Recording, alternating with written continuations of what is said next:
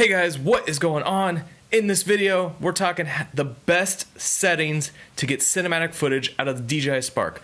It's Christmas Eve, so you know what that means? It's time for another Spark tutorial.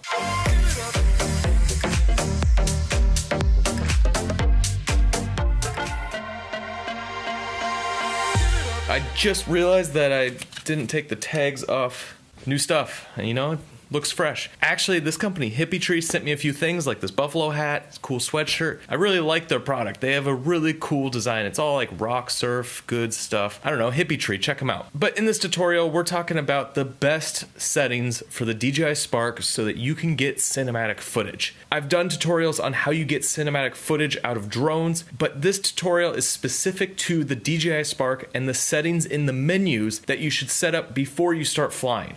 So these are things you need to think about on the front end before you go out there and fly, because if you don't have these things set up and you're going out there getting some cool shots, you're not necessarily going to be set up right so that you can get the best out of your flight. All right, so to do this, I'm going to do a screen recording on my phone, and I'm just going to show you step by step all the different settings that you need to take note of and you need to change to get the best cinematic footage. All right, so let's turn on the Spark and let's get these settings figured out.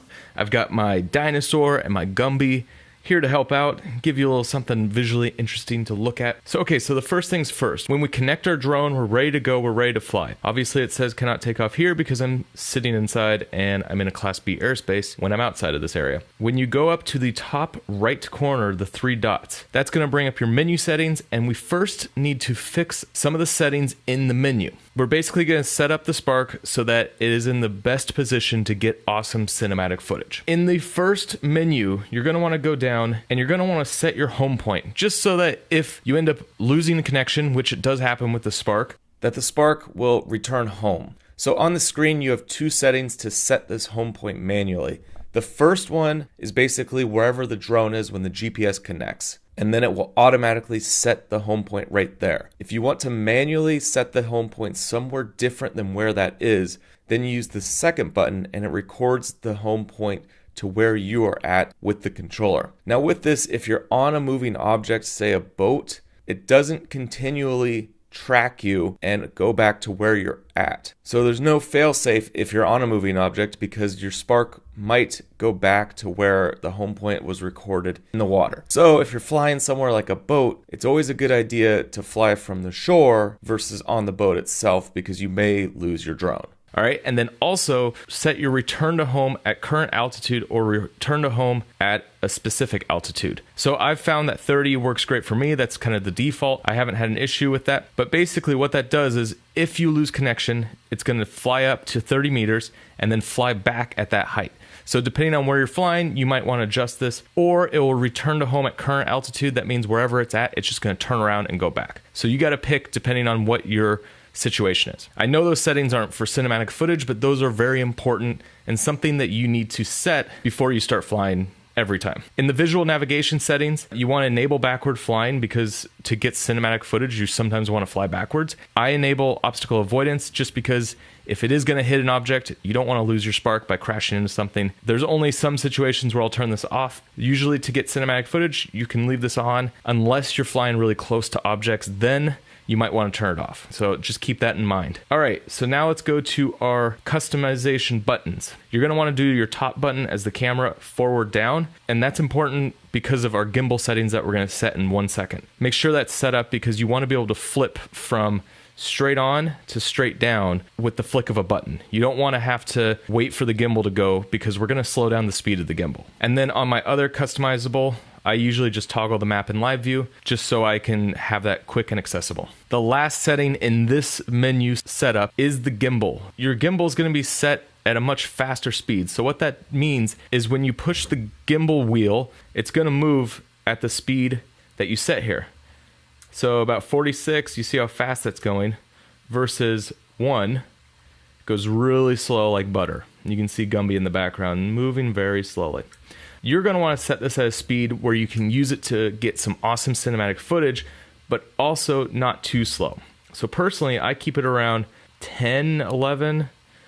That's pretty fast, but the beauty is this wheel is pressure sensitive. So if you only do the wheel at half, it's going to go half the speed of 11. Because of that, I think that's a great speed, because if I need to go faster, I can get there without having to wait forever. Now that you've set up your customizable button on your controller, you can hit it and it will just flip the camera down and back up so that you can easily go straight down or straight up. So it's quicker to get to the shot that you want to get instead of waiting for the gimbal to get there. Awesome stuff, right? So that's all those camera settings. Now let's go into the actual camera settings menu, which is the 3 lines with the dots. And first things first, you're always going to want to shoot manual to get cinematic footage. So manual basically allows you to set your ISO and your shutter. And before we start setting this, what you're going to want to pull up on screen, go to the gear, turn on your histogram, put it somewhere where you can see it. And your histogram is all your light values from 0 to 100. So 0 is black, 100 is overexposed. So you're going to use a mix of your ISO and your shutter speed to get that curve to sit somewhere in the middle, because that's going to be the prettiest footage when you get ready to edit, because the Spark has a baked in look, so you can't shoot super flat. You're going to want to get this spot on. You're not going to want to overexpose like this and not be able to recover those highlights. And on the flip side, you're not going to want to get it so dark that you can't bring it up and get a really noisy image. So the key is finding the happy medium where the curve is somewhere in the middle. And you're going to be adjusting this as you fly in different lighting scenarios. But when you have it on manual, it's not going to be flickering and going all over the place because of different light that hits the sensor. So you're going to learn to shoot manual, because that is the best way to get cinematic footage and get stuff that looks really awesome. So now we're in the gear icon. Your histogram's already on. We already said that. The next thing you want to do is go to your white balance and make sure you select a white balance that makes sense for where you're shooting. So you could do sunny if it's a bright sunny day, cloudy if it's cloudy, or you go into custom and dial it in based on what looks best. So you're just going to have to play with this and find the settings that work best for you. Play with these sunny, cloudy. Most of the time you're probably going to be shooting in sunny or cloudy and it will work. The reason you don't want to use auto, with drones, you're flying through the air and you're seeing different things in your scene. And your sensor is going to react differently. And your footage is going to be going from orange to blue. And you'll see the shift when you start editing. And it looks horrible. So to get cinematic footage, you have to dial in your white balance. So you have to keep it just like the manual settings for your exposure. You want to do manual for white balance. I plan to shoot sunny day. I'm going to turn on sunny. And that will be great. All right. And the last thing I do in here is turn on my grid lines. And why do you do that? So you can use the rule of thirds when you fly. You're going to want to have your horizon at the bottom third, the upper third, or like a subject in one of the 4 intersections of the thirds. So just like Gumby right here, he is now in a third. Bye, Mr. Dinosaur. So now your composition has more visual interest because you're playing in the thirds versus putting Gumby right in the middle. And that's not as interesting if you're trying to get cinematic footage. The grid allows you to see your thirds. It just makes it very easy to put the horizon and different objects in the frame on those intersecting lines so that you can always get awesome cinematic footage. Okay, now that your drone is set up, you go out, you start flying, you get some awesome cinematic footage. I've got another video on 10 tips for cinematic footage out of the DJI Spark. I've also got a ton of other just cinematic footage related tutorials on our channel. So I'll link those in the description so you can check them out. Guys, if you're interested in any other topics about the Spark, please let me know.